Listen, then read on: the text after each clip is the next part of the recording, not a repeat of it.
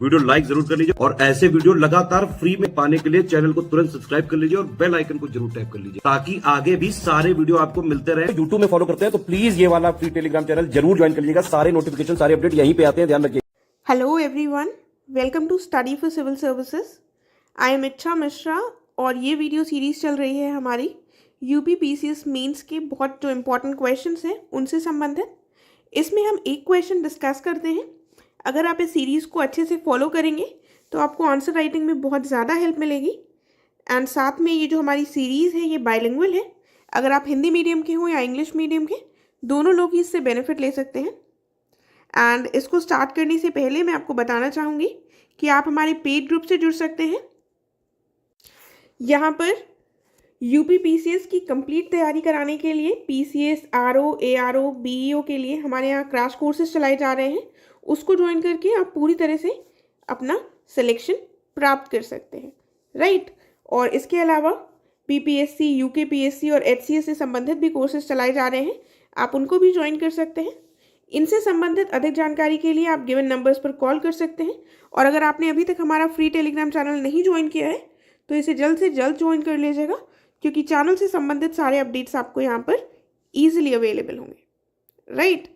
तो हम आज का क्वेश्चन देखते हैं। क्या क्वेश्चन है, क्वेश्चन पढ़ लेते हैं एक बार। क्वेश्चन है, what do you understand about flash droughts, discuss the differences between flash droughts and conventional droughts, also explain mitigation measures. Hindi में भी देख लेते हैं। आकस्मिक जो सूखा होता है उससे हम क्या समझते हैं, ये पूछा गया है। उसके बाद कहा गया है आकस्मिक सूखे और जो पारंपरिक सूखा होता है उसके बीच में अंतर बताना है, और साथ में मिटिगेशन मेजर्स यानी कि इसके निवारण के लिए हमको सुझाव भी देने हैं। तो आपको पता है इंट्रोडक्शन में एक अच्छा इंट्रोडक्शन क्या हो सकता है, वहाँ पर या तो हम डेफिनेशन दे दें या तो हम कोई डेटा प्रेजेंट कर दें, ठीक है। तो ये दो हमारे पास इजी और अच्छे ऑप्शंस होते हैं, वरना करने को आप कैसे भी कर सकते हैं अपने इंट्रोडक्शन की शुरुआत। तो यहाँ पर डेफिनेशन देकर हम एक अच्छा इंट्रोडक्शन दे सकते हैं। और उसके बाद क्वेश्चन में दो चीज़ें पूछी गई हैं तो हमको उनको बताना होगा, ठीक है। सारे जो भी पॉइंट्स क्वेश्चन में लिखे हैं सबको एड्रेस करना बहुत इंपॉर्टेंट है और सबको इक्वली इंपॉर्टेंस देना भी इम्पॉर्टेंट है, ठीक है।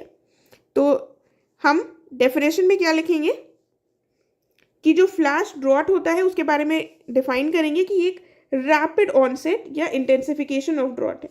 देखिए, तो मैं पहले आपको बता दूं, जो नॉर्मल ड्रॉट्स आते हैं वो पारंपरिक सूखे हो गए, लेकिन फ्लैश ड्रॉट मतलब एकदम से जो सूखे पड़ जाते हैं, ठीक है, आकस्मिक सूखे।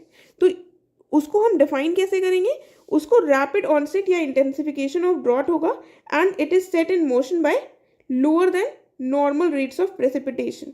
और इसको अकम्पनी क्या करता है, एब्नॉर्मली हाई टेम्परेचर्स होती हैं, विंड्स होती हैं और रेडिएशन होती है। तो वही हिंदी में डेफिनेशन लिखी हुई है। आकस्मिक सूखा, सूखे की तीव्र शुरुआत होती है, ठीक है, या तीव्रता है। और असामान्य रूप से इसमें क्या होता है, उच्च तापमान, एकदम हाई टेम्परेचर्स हो जाते हैं और विंड्स रहती हैं।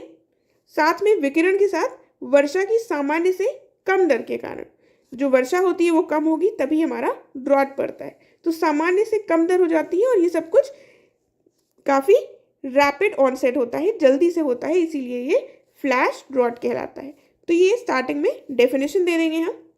उसके बाद थोड़ा सा आप फ्लैश ड्रॉट के बारे में और बताइएगा, क्योंकि हमसे पूछा गया है क्वेश्चन में what do you understand about flash drought, ठीक है। तो क्वेश्चन का एक हिस्सा ये भी है, इसलिए हमको थोड़ा सा और एड्रेस करना होगा यहाँ पर।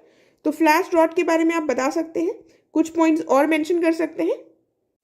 तो ये जो होते हैं आकस्मिक सूखा यानी कि फ्लैश ड्रॉट, इसकी घटना जो है ये उच्चतम आवृत्ति की जो घटना है ये मुख्य रूप से उष्णकटिबंधीय और उपोष्णकटिबंधीय यानी कि ट्रॉपिकल और सब ट्रॉपिकल रीजन्स में पाई जाती है, जिसमें कौन कौन से क्षेत्र आ जाएंगे, Brazil, Sahel, great rift valley और भारत के हिस्से इसमें शामिल होते हैं। उसके बाद आप कुछ पॉइंट्स में ये भी बता सकते हैं फ्लैश ड्रॉट के कॉजेज़ क्या हैं, ठीक है। डेफिनेशन में हमने देख लिए हैं, लेकिन तब भी हम यहाँ पर इसको मेंशन कर सकते हैं, ठीक है।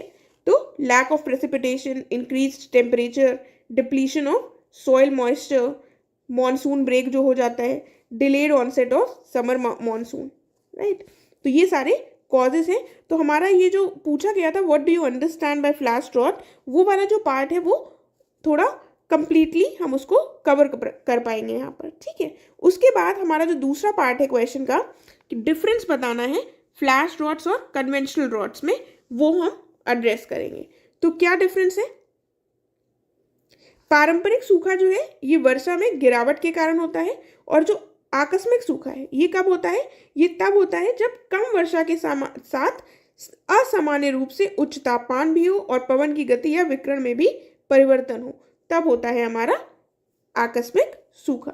जब डिफरेंस के बारे में क्वेश्चन आए तो आप अगर आंसर शीट में अपना लिखना चाहें तो जैसे हम लोग बचपन में आंसर्स लिखते थे डिफरेंसेस इधर साइड पे और इधर साइड पर, तो आप वैसे भी लिख सकते हैं, ठीक है। कई लोग ऐसे लिखते हैं। अगर आप अच्छे से लाइन ड्रॉ करके अच्छे से आंसर को प्रेजेंट कर पा रहे हैं तो वो भी एक अच्छा तरीका है, आप वैसे बिल्कुल कर सकते हैं। उसके बाद क्या डिफरेंस है और देख लेते हैं। जो पारंपरिक सूखा है इसको पूर्ण तीव्रता तक विकसित होने में महीनों और कभी कभी वर्षों भी लग जाते हैं, लेकिन जो आकस्मिक है, तो आकस्मिक नाम से समझ में आ रहा है, ये जो आकस्मिक सूखा है ये चरम मौसम की स्थिति के कारण असामान्य रूप से तीव्र दर से विकसित होता है, और ये कुछ हफ्तों या महीनों तक ही इसकी ऐसी स्थिति बन जाती है, ठीक है। काफ़ी जल्दी ये विकसित हो जाता है, राइट। उसके बाद जो पारंपरिक सूखा है ये पूरे वर्ष किसी भी स्थान पर हो सकता है, जबकि जो आकस्मिक सूखे की स्थिति है ये मुख्य रूप से गर्म मौसम के दौरान ही देखने को मिलती है, राइट। उसके बाद क्वेश्चन का तीसरा पार्ट क्या था? हमें मिटिगेशन मेजर्स यानी इसके लिए सुझाव भी देने हैं कि इसको कैसे रोका जा सके। तो सुझाव में क्या कहेंगे हम?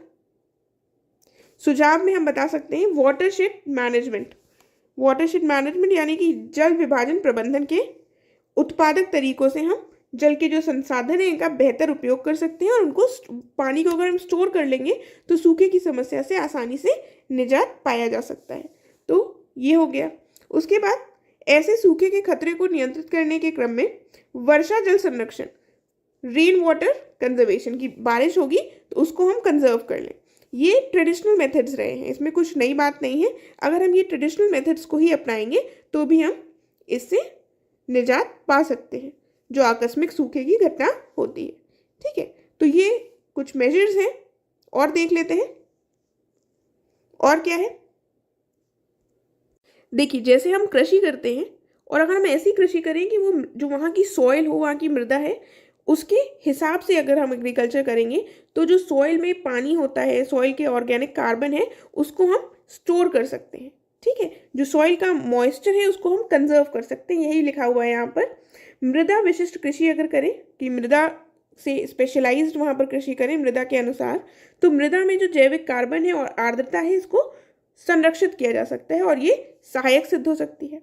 साथ में कहा गया है कि भारत सरकार द्वारा शुरू की गई जो नदी जोड़ो परियोजना है, अगर ऐसे हम नदियों को जोड़ेंगे तो भी जो वर्षा से वांछित क्षेत्र हैं वहाँ पर आपूर्ति पानी की हो सकती है, और जो आकस्मिक सूखे की घटना है, जो सूखे की घटनाएं हैं, उनसे निजात पाया जा सकता है।